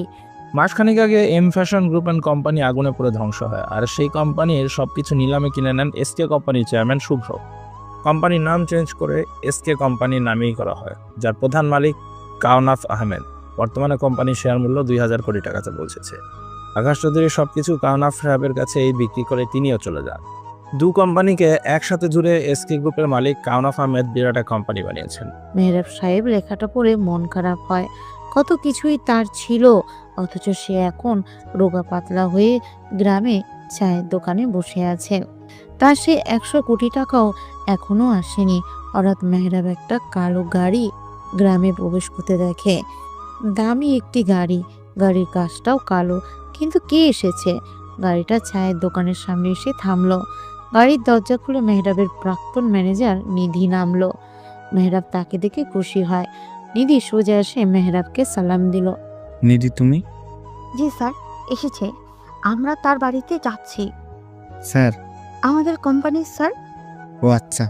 নিধি চলে আসলো গাড়িতে, তারপর সোজা আরহানের বাড়ির দিকে চলে যায়।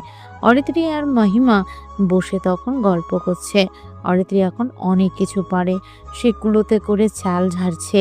হঠাৎ উঠানে দামি গাড়ি প্রবেশ করতেই ওরা সবাই উঠে দাঁড়ায়। কে আসলো?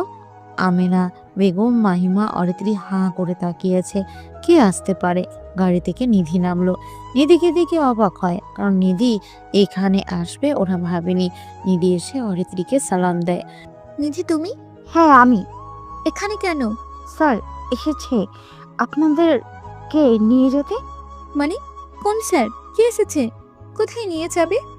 স্যার গাড়িতে আছে অরিত্রী, তিনি নামলেই বুঝতে পারবেন কে সে। আশা করি আপনারা আমাদের সাথে যাবেন। নিধির কথা আর কিছুই বুঝতে পারে না তারা। এমন সময় গাড়ির দরজা খুলে একজন নামলো, গায়ে স্যুট বুট পরা, চোখে চশমা। অরিত্রীর সামনে আসলো। মেহরাব সাহেব, অরিত্রী, আমিনা একসাথে হয়ে দাঁড়ালো। সবাই তাকে দেখে অবাক হয়। কালো রঙের গাড়ি থেকে একটা ছেলে নামলো। সবাই অবাক হয়ে ছেলেটাকে দেখে, কারণ ছেলেটা হলো শুভ্র। শুভ্রকে এখানে এইভাবে দেখবে ভাবেনি কেউ। শুভ্র সবার দিকে তাকিয়ে মুচকি হাসলো। অরিত্রী প্রশ্ন করে, তুমি এখানে? এখানে এসেছি তোমাদের জন্য। মানে? মানে হলো আমি চাই তোমরা অফিসে চলো, মানে মেহরাব সাহেবকে ম্যানেজার পদে আর অরিত্রী তোমাদের রাখবো কোম্পানির ডিরেক্টর হিসেবে। অফার আমার, সিদ্ধান্ত তোমাদের। বলো কি করতে চাও? ওরা সবাই একে অপরের দিকে তাকিয়ে থাকে। ওরা জানে গ্রাম থেকে কতটা কষ্ট সহ্য করতে হচ্ছে। এজন্য আমিনা বেগম আর কিছু না ভেবে সাথে সাথেই রাজি হয়ে যায়। সে বলে, আমি রাজি। ওরা যাবে অফিসে। আমি রাজি। অরিত্রীও রাজি। চল মা, আমরা আবার ফিরে যাব। কিন্তু অরহান? রাখ তোর অরহান। আমরা আবার আগের মতো হতে পারবো, ভালোভাবে থাকতে পারবো। আমি রোজ মাহিমার সাথে গরুর গোবর ধরেছি, আমি পারবো না? তোর বাবাকে দেখ, গায়ে ছেঁড়া ফুটা গেঞ্জি পরা, এগুলো জীবনে তিনি পড়েছেন? আচ্ছা বেশ, চলো তাহলে ঢাকাতে। হ্যাঁ চলো। অরিত্রীরা রেডি হয়ে চলে যায়। অরিত্রী একবার ভাবলো না যে আরহানকে ভুলে যাওয়া দরকার। আবারও আরহানকে সে ইগনোর করলো। চোখের পলকে ওরা সব রেডি হয়ে গ্রাম থেকে চলে যায়। আরহানের মা চুপচাপ বসে থাকে। এরপর শুভ্র অরিত্রীদের আগের বাড়িতে এনেছে। ওরা সবাই একসাথে সেখানে আসলো। অরিত্রী নিজের বাড়ি ফিরে পেয়ে অনেক খুশি। অরিত্রী তার রুমের দিকে দৌড়ে চলে যায়। পুরনো সেই বিছানা, পুরনো সেই রুম। অরিত্রী লাফ দিয়ে বিছানায় গিয়ে পড়ে। আরহান বাড়িতে আসলো। আরহান দেখতে পায় তার মা মাহিমা বেগম বারান্দায় বসে আছে। আরহান তার মায়ের কাছে আসলো। মা এভাবে বসে আছো যে? অরহান বাবা, ওরা চলে গেছে। কারা? অরিত্রীরা চলে গেছে। ও তাতে কি, যে একবারে চলে যাওয়ার সময় তোমাকে প্রয়োজন মনে করেনি, তার কথা ভেবে কি হবে? কিন্তু তুই কোথায় যাস রোজ ভোরে উঠে, আর রাত করে বাড়িতে আসিস কেন? এমনিতেই কাজ করি তো তাই। এত পড়াশোনা করে তুই কাজ করিস? অরহান, আমি একটা কথা রাখবি? বলো বাদ। আমি চাই ওদের কোম্পানিতে বড় কোনো চাকরি করবি তুই। দাও। আরহান ঘরে চলে যায়। আরহান চুপচাপ বিছানায় বসে তার মায়ের কথা ভাবছে। সে রুম থেকে বের হলো। তারপর তার মাকে বলে, মা তুমি খুশি হবে তো? হ্যাঁ হব। তাহলে তুমি রেডি থাকো, কিসের জন্য? বুঝতে পারবে। আরহান চলে যায় বাড়ি থেকে। তারপর 1 সপ্তাহ কেটে যায়। অরিত্রীরা এখন অফিসে আসে যায়। সিনথিয়া এখন শুভ্রের অ্যাসিস্ট্যান্ট পদে চাকরি করে, কারণ সিনথিয়া যে পড়াশোনা করেছে এটা শুভ্র জানে। অফিসে নতুনদের চাকরির নিয়োগ দেওয়া হচ্ছে। অনেকে এসেছে ইন্টারভিউ দিতে। অরিত্রীর দায়িত্ব পড়েছে সবার ইন্টারভিউ নেবার। অরিত্রী দৌড়াচ্ছে। হঠাৎ অরিত্রী ধাক্কা খায়। সে ফ্লোরে পড়তে যাবে, তখনই কে যেন তার হাত টেনে ধরলো। অরিত্রী নিজেকে সামলে সোজা হয়ে তাকাতেই দেখে আরহান দাঁড়িয়ে আছে। আরহানকে দেখে অরিত্রীর সাথে সাথে আরহানকে টেনে নিয়ে বাইরের একটি চিপা জায়গায় আসলো। কি ব্যাপার, তুমি এখানে? আর এই পোশাক পরে কেন?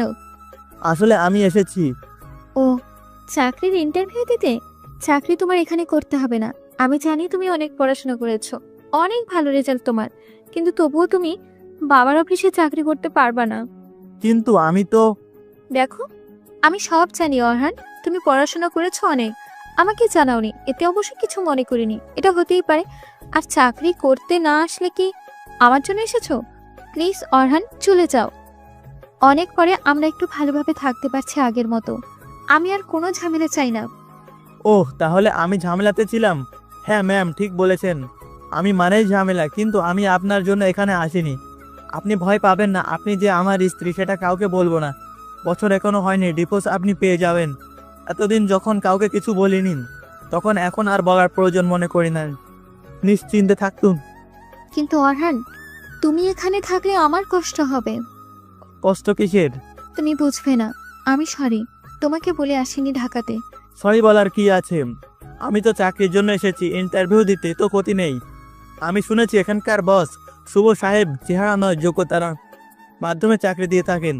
আরে অরিত্রী ম্যাম এখানে কি করছেন? আর উনি কে? পিছনে তাকিয়ে দেখে নিধি এসেছে। অরিত্রী চমকে যায়, কারণ সে ভয় পায় যদি আরহান তাকে তার স্ত্রী হিসেবে ভুলে দেয়। তাই আরহান কিছু বলার আগেই অরিত্রী বলল, নিধি, আসলে উনি হলো আমার পরিচিত, চাকরির ইন্টারভিউ দিতে আসছে। বলেছি চাকরি হবে না। কি বলেন? সবার জন্য এখন কোম্পানি খোলা? স্যার ডেকেছে, যান আর ওনাকেও নিয়ে যান, বসতে বলো। অরিত্রী কিছু বলল না। সেই ইশারায় আরহানকে তার পিছন পিছন যেতে বলে। আরহান অরিত্রীর কথা মতো পিছন পিছন যেতে থাকে। সবে অরিত্রীকে সালাম দিতে শুরু করে। কোম্পানির ডিরেক্টর, কিন্তু তবুও আজকে তার একটু বেশি সম্মান দিচ্ছে সবাই, যেটা গত 2 মাসে হয়নি। সহকারী ম্যানেজার এসে আজকে অরিত্রীকে সালাম দেয়। অরিত্রী অবাক, আজকে সবার হলো কি? হাঁটতে হাঁটতে অফিস রুমের ভিতরে প্রবেশ করে। আর্যকররা কাজ করছে। অরিত্রীকে দেখে সবেই উঠে দাঁড়ায়, চুপচাপ সালাম দেয়। অরিত্রী ঘাবড়ে যায়, আগে তো কখনো এমন কিছু ঘটেনি, তাহলে আজকে কেন এত সম্মান দিচ্ছে? পিছনে কি শুভ্র স্যার নাকি? অরিত্রী থামে, ঘুরে তাকায়, না, শুভ্র তো নেই।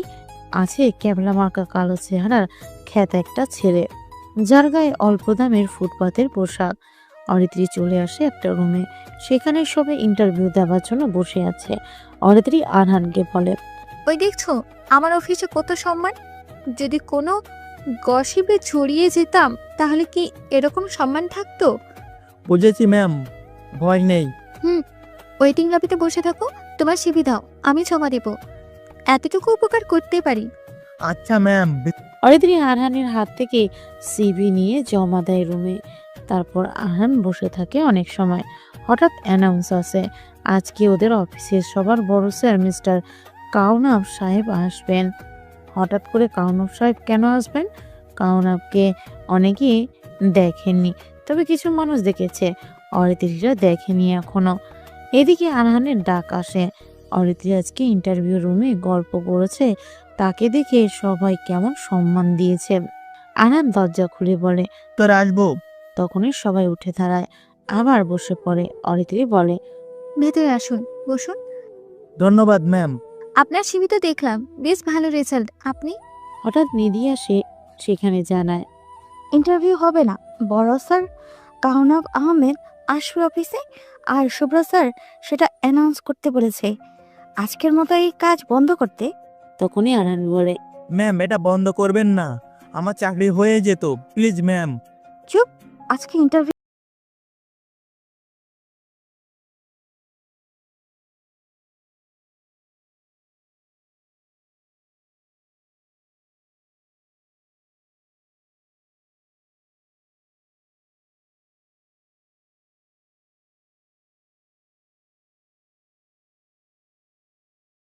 লিখিত হয়েছে কাগজে কলমে, আমাকে জানাওনি।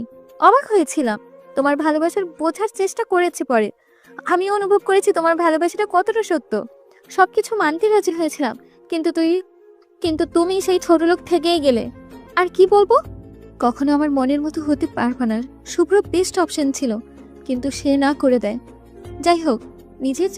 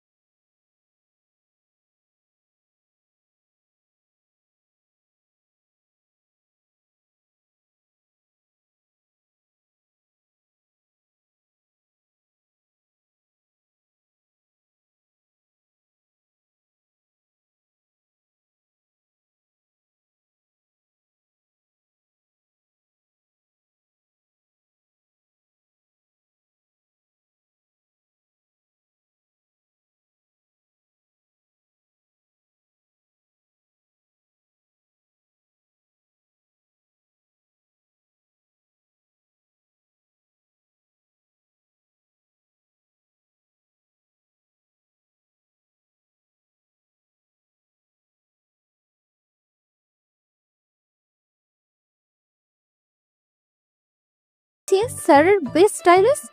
স্যারকে দেখিনি, তবে স্যারের বিষয়ে জেনেছি। স্যার খুবই ভদ্র আর সাধারণ থাকতে পছন্দ করে। এই মুহূর্তে আমাদের সামনে বক্তৃতা পেশ করবে শুভ্র স্যার। আমি শুভ্র স্যারকে মঞ্চে আসার অনুরোধ জানাচ্ছি। সবাই একসাথে করতালি দিয়ে তাকে স্বাগত জানান। অরিত্রী কথা বলার শেষে শুভ্র আসে মঞ্চে। স্ট্যান্ড বোর্ডে এসে শুভ্র সবার উদ্দেশ্যে বলে, ধন্যবাদ অরিত্রী, আমাদের গ্রুপের এই শাখা অফিসের ডিরেক্ট। তার বাবা মিস্টার মেহরাব চৌধুরী হলেন শাখা অফিসের ম্যানেজার। সবসময় এই অফিসে আসা হয় না। দুজনে অফিসের সব কাজ সুন্দরভাবে পরিচালনা করে। যাই হোক, আমাদের এই কোম্পানি প্রথমে ছোট ছিল, কিন্তু আস্তে আস্তে বড় হয়। দুই বন্ধু মিলে ছোট থেকে বড় করেছে। কিন্তু কিভাবে, সেটা না হয় আমার বন্ধু কালনফ আহমেদ এসেই বলবে। সে অলরেডি চলে এসেছে, আপনারা হয়তো জানেন না সে কোথায়। তাকে মঞ্চে আসার জন্য অনুরোধ করছি। এমন সময় আরহান স্টেজে ঢুকতে চায়, তখনই সেখানে সিকিউরিটি গার্ড আটকায়। অরিত্রী দরজার দিকে তাকিয়ে আছে, কিন্তু আরহানকে দেখে অরিত্রীর মেজাজ খারাপ হয়ে যায়। আরে বাবা, সে অফিসে কেউ না, অথচ সে স্টেজ অবধি চলে এসেছে। রাগে অরিত্রীর মেজাজ বিগড়ে যায়। সে দ্রুত সেখান থেকে দরজার কাছে চলে আসে। আরহান ভিতরে ঢোকার জন্য অনুরোধ করে সিকিউরিটি গার্ডদের। অরিত্রী রেগে যায়। সমস্যা কি অরহান? তুমি আসলে কি চাও? আমাকে কি একটু শান্তিতে থাকতে দিবে না? আমার কি ভালো থাকার কোনো অধিকার নেই? কি চাচ্ছ? অপমান করতে? জানতে চাও আমি তোমার বউ আর সে সুবাদে এখানে চাকরি করবে? কখনো হবে না। চলে যাও বলছি। সিকিউরিটি, ওকে বের করো। সিকিউরিটি আরহানকে বের করে দেয়। আরহান চলে আসে বাহিরে, একটা রুমে প্রবেশ করে। সিনথিয়ার দেওয়া সেই জন্মদিনের শার্টের প্যাকেটটা থেকে খোলে, তারপর গায়ে দেয়। শার্টটা বেশ দামি, সিনথিয়া গিফট করেছে।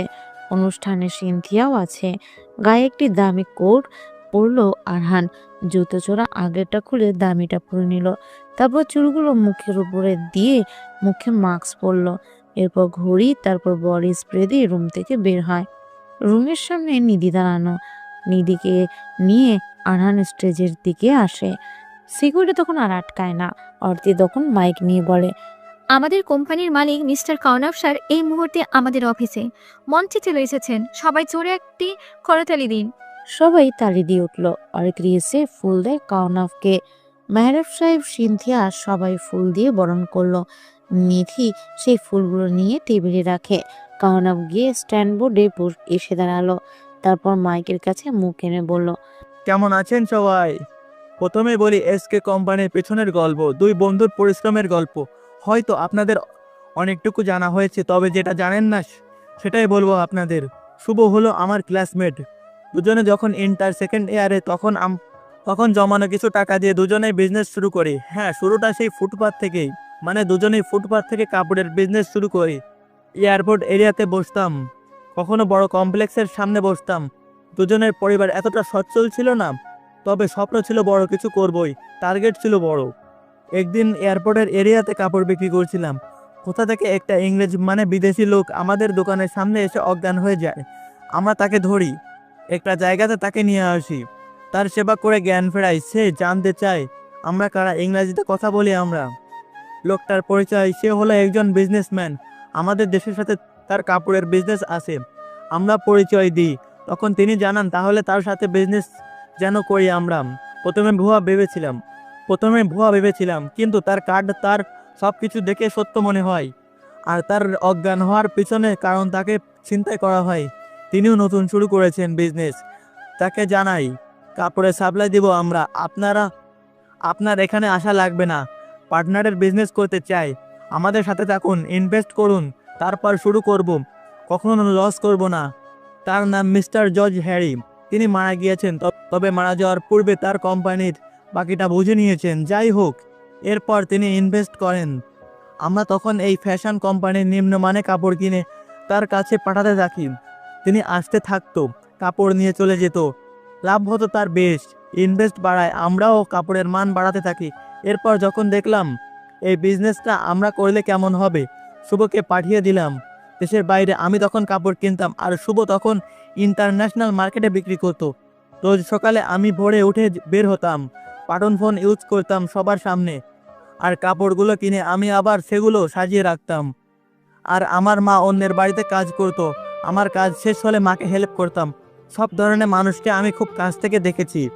অন্যের বাড়িতে কাজ করেছি, আমি পড়াশোনা করেছি, কাজে ভুল হলে সেই বাড়ি থেকে মারও খেয়েছি। আমি বাড়ি থেকে চলে যেতে পারতাম, কিন্তু সেই বাড়িতে আমার যে সব কিছুই আটকে ছিল, আমার মা, আমার ভালোবাসার মানুষ, আমাকে ভালোবাসার মানুষ ছিল সেখানে।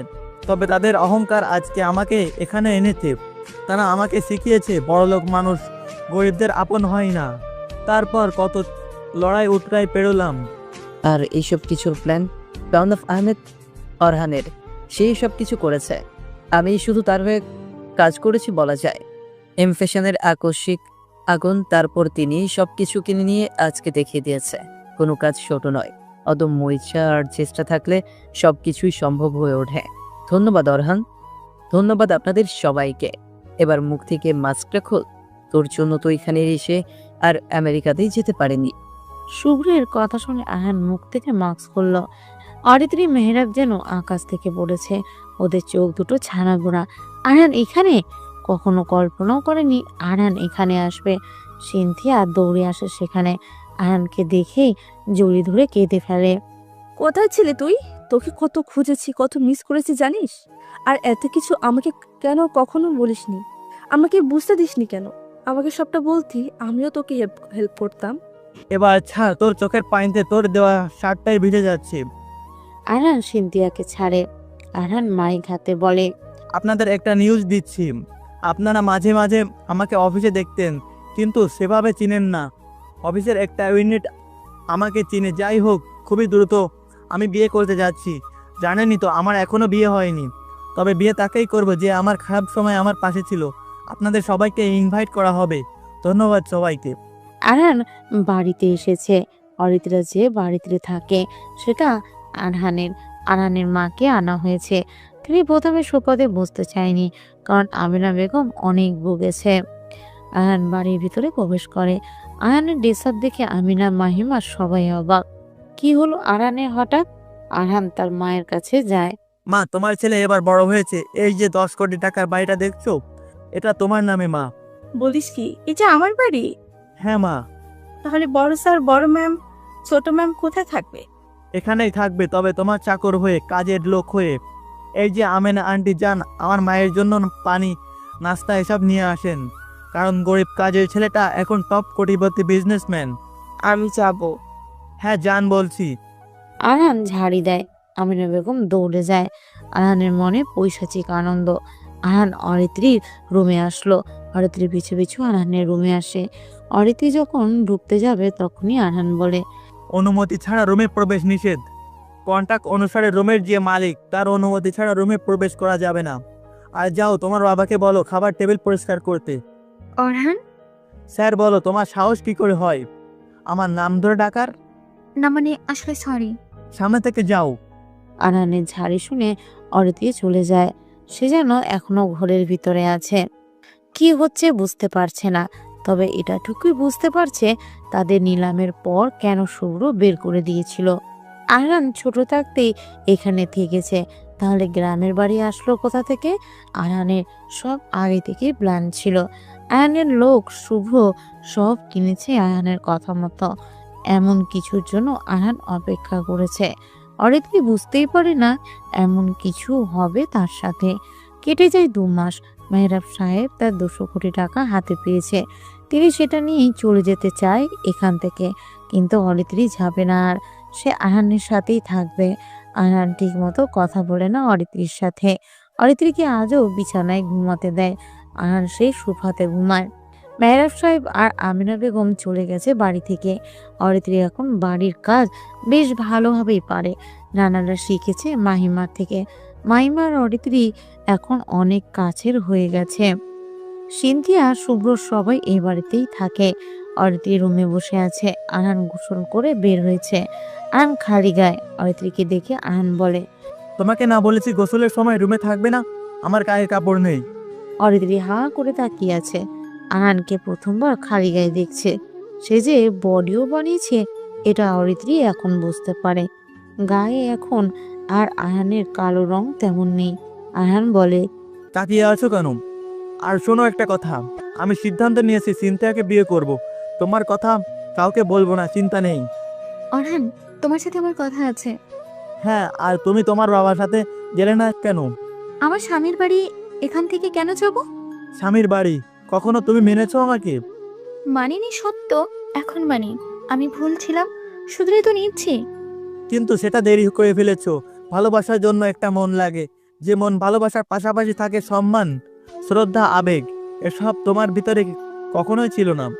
এখন আমার পরিবর্তন দেখে বলছো ভুল ছিল। পরিবর্তন না হলে কখনো তুমি আমাকে গ্রহণ করতে না। এখন তুমি ভুল বসছো। Shut up. আরহান বের হয়ে আসে, সবাইকে জানায় সে বিয়ে করবে। শুভ্রকে সবকিছুর দায়িত্ব দেওয়া হয়।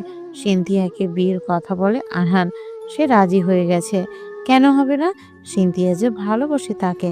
কেটে যায় 1 সপ্তাহ। আজ আরহান আর সিনথিয়ার বিয়ে। অরিত্রী এই কদিন অনেক কেঁদেছে, কিন্তু আরহানকে বুঝতে দেয়নি। মাইমা অরিত্রীকে সামলেছে। মা, আমি অরহানকে ভালোবেসে ফেলেছি, বিশ্বাস করো। আমি এখান থেকে যেতে চাই না।